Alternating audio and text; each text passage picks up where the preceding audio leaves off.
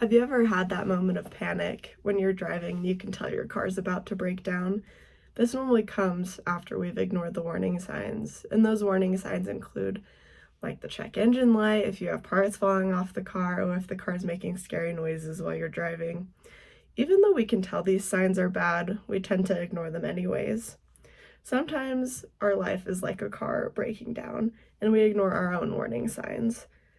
So many people, especially in America, I feel like, have super busy and stressful lives, and this takes a toll on our well being. When we don't take control and we ignore those warning signs, it really takes a bad toll on our lives. Stress.org tells us that 30% of Americans experience extreme stress. And NAMI.org tells us that in 2020, 1 in 5 people had a mental illness. I've definitely experienced the negative effects of not taking care of myself and having a poor mental well-being. When I have like a full-time job, I go to school full-time, I have to make family time, I have to take care of my pets, go to the grocery store, chores, just the normal things of everyday life, and having to try and make time for downtime, it makes it really hard and overwhelming to do everything. And because of life's craziness, I've really had to come up with a solution to help me every day. So today I will persuade you to pay attention to your warning signs and act accordingly so you can have a better well-being. First, I'll talk about how there are so many negative aspects to stress, anxiety, and loss of focus. Second, there is a solution to help all these hardships. And lastly, we will look at how my solution will help have a positive impact on your life. First, let's talk about the negative effects crazy lifestyles have on your well-being. With the stress and busyness of our daily life, people are experiencing more mental illness and stress as well as lack of focus. In the New York Times article, they talk about the stressors of college students. So colleges have been needing an increased amount of counseling and psychiatric services as students are getting worse and worse with their mental health. And just as a side note, if you are struggling, definitely go to ISU and look out for their resources and take advantage of those. So Wolverton's the author of this article, and he tells us that more than 60% of college students experience extreme anxiety.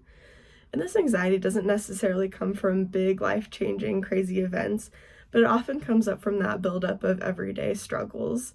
Like I talked about, having a job and school and having a heavier workload and maybe not living at home, and just everything like that can cause a lot of stress. So when you have so much stress and mental health issues, it can cause even a physical decline.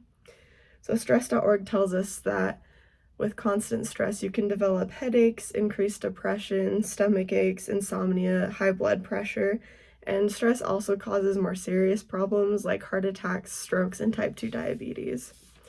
Stress also causes a lack of focus and disturbances in everyday tasks. Brightside.com tells us that because stress can cause a lack of sleep, that tiredness can cause a severe lack of concentration, as I'm sure most of us have experienced. When we have so many events and so much going on and so much that we have to multitask, it can lead to trouble in focusing on just one thing. Poor mental health, like I said, can also cause physical health issues. NAMI.org tells us that there's a 40% higher risk of cardiovascular diseases in people with depression. Mental health issues also cause higher rates of employment of 6.4%. And when you don't have a job and you're unemployed and having financial issues, that can cause more stress, which causes more health issues. Poor mental health can also lead to thoughts of suicide, which 4.9% of all adults had, and 11.3% of adults aged 18 to 25 had in the last year. So like I talked about previously, these issues definitely affect college students because my survey showed that. On a scale from 1 to 10, with 10 being super stressed, 88% of the students in our class rated stress at a level of 6 or above, and the same with anxiety at a level of 6 or above, 62.4% rated. And then 87.5% said that they have trouble focusing. So now that I've explained these serious problems, I'm going to present my solution to you. So people often partake in media to relieve stress. That's a lot of what I do sometimes. It's just easy to kick back and relax. And while it may give you a break, it definitely takes time away from your productivity. So like personally, I'll take breaks from homework and decide to get on my phone, but then like a whole hour passes by and I realize I don't have time to do the things I need to. And while media can help in the short term, there are long-term consequences that are bad. Helpguide.org tells us that social media leads to a lot of mental health issues, feeling lonely, suicidal thoughts, self-harm, and that sort of really bad stuff. And HHMA.org tells us that TV discourages things that benefit our mental health, like reading, exercising, or just spending quality time with people. So for my solution, meditating is the best way to relieve stress, improve focus, and help with the well-being of your life and help with mental health issues. So the process is simple. MayoClinic.org gives us some methods that are easy to follow. So there's guided meditation that uses imagery and environment. There's mindfulness, which focuses on your breathing and being in the present. And there's mantra meditation, which is where you repeat a word or thought that helps you focus and helps keep distracting thoughts away. So meditation really doesn't take a lot of time or resources. The Mayo Clinic tells us the only resources that we need are focused attention, relaxed breathing, a quiet environment, a comfortable position, and an open attitude. So like I said, meditation really doesn't take a lot of time. You can do as short of 1 as 2 minutes. And there are free apps to help you with this. They guide you, give you a simple process. And some of those apps are like Headspace or Calm. So meditation also improves mental health and your focus. The Mayo Clinic tells us that it takes away the stresses of daily life and restores calm and inner peace. It improves focus and reduces negative emotions, manages stress, anxiety, depression, and helps with sleep problems. When you take away stress and mental health problems, meditation will help you manage these and will benefit school performance, help your relationships, and help you be an overall happier person. So meditation also helps you take the time to center yourself and focus on the present moment. After practicing with focusing in a calm environment, you also will be able to use those skills to help you in any kind of environment, like when you feel really stressed and it's crazy. And it's really easy to meditate every day, even though it may seem like your life is too busy. When meditation only takes 2 minutes, it takes hardly any time out of your day. In my survey, everyone in the class said they had at least 1 hour every week of free time. So you can definitely meditate every day, when if you do a 2-minute meditation every day, it only takes 14 minutes out of your week.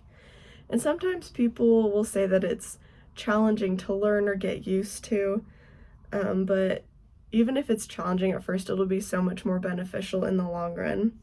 The apps make the learning quick and easy, and they remind you that if your mind wanders, that's okay, to just bring it back on track. So now that I've talked about the solution to a stressful life and to help better your personal life, I will apply it to your personal life. So think about what would happen if you didn't learn to meditate and have a meditation app. You'd become like a car breaking down. Life would be really overwhelming and you'd feel close to burning out. Classes get harder, grades suffer, you feel tired constantly but feel like you can't get anything done. Mental health can become bad, you can experience anxiety when there's too much to do, and stress can also cause depression, so you won't be motivated to achieve your goals. You can also see your physical health worsen when you get headaches, are super tired, get stomach aches, and have depression. So with meditation, make sure you take your car into the shop before it breaks down. It'll help you focus and ground yourself. You'll be able to learn more and be more attentive in school when you meditate. You'll feel calmer when you study and take tests. Your mental health will improve. You'll be well rested. You'll practice more self-care, and you'll feel like you can conquer everything in your day. With less stress, you will see your relationships improve because there will be less tension after you meditate. You'll also be able to finish your homework without wanting to cry at the end of it. So finally, let's wrap up and get to downloading that meditation app. I've discussed the negative effects of a stressful life, as well as the benefits of meditation. You'll be less stressed, you'll be grounded, and you'll be focused. Your mental health will be bettered. You'll be able to take care of yourself and be aware of everything going on. So will you download Calm or Headspace or any meditation app of your choice? This will help you learn and practice meditation. They're free, I've used them, they're easy to navigate. They have other features like journaling, sleep stories, and calming sounds like beach waves or white noise. And in the survey, everyone said they had a smartphone, so everyone can download the app. With the craziness that is life as a college student, Give yourself a much needed break and health benefit by downloading a meditation app. All right, so these are my notes. Here's that last one.